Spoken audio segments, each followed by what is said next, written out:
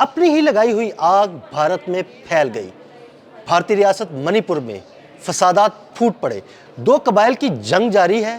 ये जंग क्यों जारी है, मुतालबात क्या हैं और इससे भारत को क्या नुकसान है, और क्या मणिपुर मुस्तकबिल में भारत से अलहदा होने वाला है, इसी बारे में आमिर रज़ा से बात करते हैं। आमिर भाई, कुछ सवालात मैंने नाजरीन को बताए, वो आपके सामने रख रहा हूँ। देखिए, सबसे पहली बात तो यह है कि एक बड़े तवील अरसे से मुतालबा रहा है मणिपुर वालों का कि इसको आपने भारत के साथ भी रखना है, तो लेकिन इसको आप अलग से एक हैसियत दें। यानी वहाँ के कबाइल ये चाहते हैं कि वो भारत में रहते हुए भी उनकी एडमिनिस्ट्रेशन जैसे आज़ाद कश्मीर में है कि उनकी असम्बली अलग है, उनके फैसले अलग होते हैं। वो कहते हैं जी हम भारत के साथ नहीं रहने चाहते। मणिपुर भारत की उन 7 स्टेट्स में आता है, अगर आपको याद है, जो कि हमेशा से भारत के लिए एक मसला है और एक बिल्कुल छोटे से इलाके से ये मुंसलिक हैं भारत के चिकन नेक वाला जो इलाका चिकन नेक वाला जो इलाका है, और यहाँ पर से हमेशा आज़ादी की आवाज़ें उठती रही हैं। 2023 में भी अदील साहब यहाँ से जो यह तहरीक चली थी, उसमें ये 60,000 के करीब जो अफराद थे वो बेघर हुए थे। कोई 7,000 लोगों की जान गई थी, सैकड़ों घर जला दिए गए थे, कारोबारी ज़िंदगी बंद रहा था और वहाँ पर कर्फ्यूज़ का नफाज करना पड़ा था। अब देखें यार, जिसको आपने शुरू में बात कही कि ये दो कबाइल की जंग है, ये दो कबाइल की जंग भारतीयों ने कराई है और उसकी वजह ये है कि दो कबीले हैं जी, एक है कोकोजू और दूसरा है मोमोजी। बिल्कुल, ये दोनों कबाइल जो हैं इनमें फड्डा ये डलवाया गया कि जो कोकोजई बड़ा कबीला है उसकी बजाय दूसरे कबीले को अहमियत दी गई और उसकी ज़मीनों पर कब्ज़ा कराना शुरू किया गया।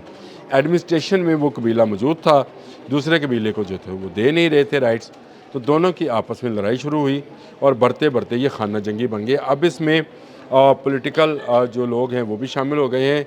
इसमें माओ जो वहाँ पर बहुत ही एक्टिविस्ट हैं, माओ उनको कहते हैं, जो नवाज बागी हैं, बिल्कुल माओ नवाज बागी हैं, वो एक्टिव हो गए हैं और मुख्तलिफ पॉलिटिकल पार्टीज़ जो हैं वो अपने अपने एजेंडे के साथ वहाँ पर मौजूद है और अब वहाँ पर नारा लग गया है कि भारत से आज़ादी। बिल्कुल, अब ये आज़ादी जो है, ये मणिपुर ही वो एक जगह है जहाँ पर भारत की इस एरिया में सबसे बड़ी आर्मी इंस्टॉलेशंस हैं, जो इनका आप यूँ समझे कि बांग्लादेश के साथ जो सरहद लगती है उसमें अगर इनकी डिफेंस लाइन को देखा जाए तो मणिपुर ही बनता है, जहाँ पर इन्होंने अपनी सारी की सारी दफ़ा इंस्टॉलेशन रखी हैं और वहीं पर हंगामे फूट पड़े हैं। देखें, भारत जो है बांग्लादेश में फसादात, श्रीलंका में, पाकिस्तान में फसादात कराता रहा है और अब तो बड़ी खुल के बात सामने आ गई कि पाकिस्तान में जो खुद कुछ धमाके हुए उसमें पाकिस्तान के वज़ीर दाखिला मोहसिन नकवी ने बड़ी खुलकर बात की कि रेट बढ़ाए गए हैं। 3 गुना आपने रेट बढ़ा दिया खुद के धमाकों का। बलोचिस्तान में जो 31 जनवरी को वाक़या पेश आया उसके नतीजे में इंडियन जो हैं वो पूरी दुनिया में इन्वेस्टमेंट कर रहे हैं। तो मुझे बताएं कि अगर ये दहशतगर्द मुल्क है तो ये आग जो वो दूसरे मुल्कों में लगा रहा है, अगर आप अपने हमसाये में आग लगाएंगे तो क्या आपकी तरफ वो चिंगारियाँ नहीं आएंगी? बिल्कुल आएंगी। आ गई।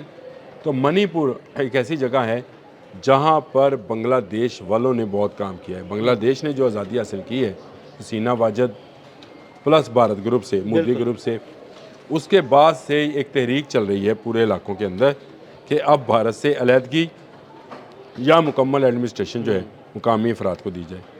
ये वो पोजीशन है जिसमें भारत आकर फंसता है और मैं ये समझ रहा हूँ कि इतनी बड़ी आबादी का मुल्क जो है ये अगर शरारत करेगा तो इसके अंदर लगी हुई आग, चाहे वो नागालैंड में हो, चाहे मणिपुर में हो, चाहे किसी और जगह पे हो, पंजाब में हो इवन, वो आग जो है मज़ीद भड़केगी। ये आज़ादी की छोटी सी तहरीक थी जो बढ़ते बढ़ते अब एक फसादात की शक्ल अख्तियार कर गई है और इसमें इस वक्त तक भी सैकड़ों घर जलाए जा चुके हैं, देहात खाली हो रहे हैं और लोग जो हैं अफरा तफरी का शिकार हैं, लेकिन जान से जा चुके हैं और लोग 7,000 के करीब जान से हैं। और अफरा तफरी का ये आलम है कि भारतीय जो हैं ताकत के ज़ोर पर, यानी फ़ौज के ज़ोर पर इनको दबाना चाह रहे हैं। ये दब नहीं रहा मामला, ये मज़ीद उठेगा।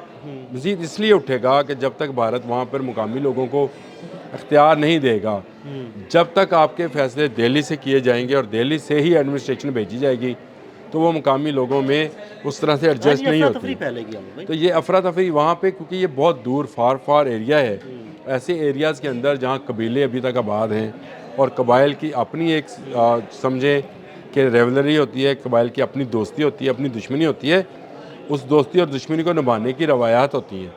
तो इस कबायली सिस्टम के अंदर कंट्रोल अब मुश्किल हो गया है। मणिपुर जो है ये मेरा ख्याल है इस पूरे इलाके की ये जो 7 सिस्टर स्टेट्स हैं उनकी आज़ादी का बायस बनेगा। ये फसादात जो हैं अभी मज़ीद बढ़ेंगे और इंटरनेशनल मीडिया को अगर देखें तो वो तो ये बात रिपोर्ट कर रहे हैं, लेकिन जो भारतीय मीडिया है वो उसको दबा रहा है, दबाने की कोशिश पूरी की जा रही है। कुछ अखबारात, मैंने अभी टाइम्स ऑफ इंडिया वगैरह की स्टोरीज़ को देखा है, वो अगर जिक्र भी कर रहे हैं तो सरसरी अंदाज में कर रहे हैं, यानी वो ये बात छुपा तो नहीं सकते हैं कि वहाँ इतना बड़ा हंगामा हो रहा है, आग लगाई जा रही है, देहात जलाए जा रहे हैं और सबसे बड़ी बात मूर्तियाँ जलाई जा रही हैं जिनकी पूजा की जाती है। उन मूर्तियों को मंदिरों से निकाल कर आग लगाई जा रही है, मंदिर जलाए जा रहे हैं।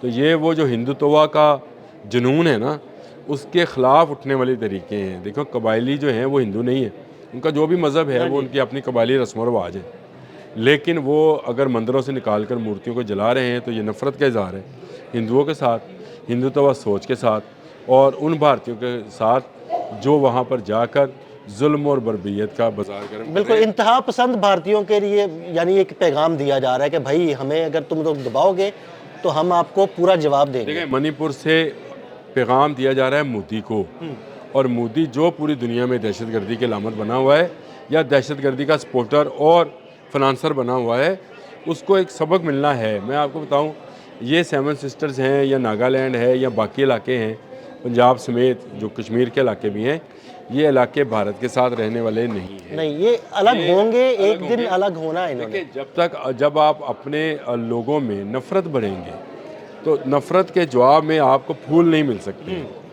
आप ये हो नहीं सकता कि आप किसी को कांटा चुभोएं तो वो आपको दुआ दे, वो आपको या तो बददुआ देगा या आपको पलट कर हाथ मारेगा। तो इस वक्त जो सूरत हाल है मणिपुर समेत तमाम रियासतों की, वो पलट कर हाथ मारने वाली बन गई है और भारत यहाँ पर बुरी तरह फंस चुका है।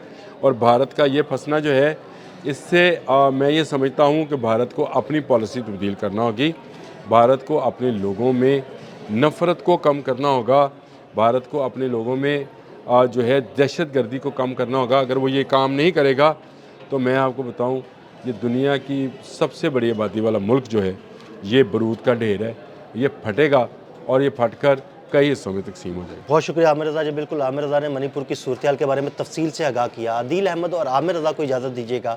अल्लाह हाफ़िज़। मणिपुर से पैगाम दिया जा रहा है मोदी को, और मोदी जो पूरी दुनिया में दहशतगर्दी की लामत बना हुआ है या दहशतगर्दी का सपोर्टर और फनांसर बना हुआ है, उसको एक सबक मिलना है। मैं आपको बताऊं, ये 7 सिस्टर्स हैं या नागालैंड है या बाकी इलाके हैं, पंजाब समेत जो कश्मीर के इलाके भी हैं, ये इलाके भारत के साथ रहने वाले नहीं हैं।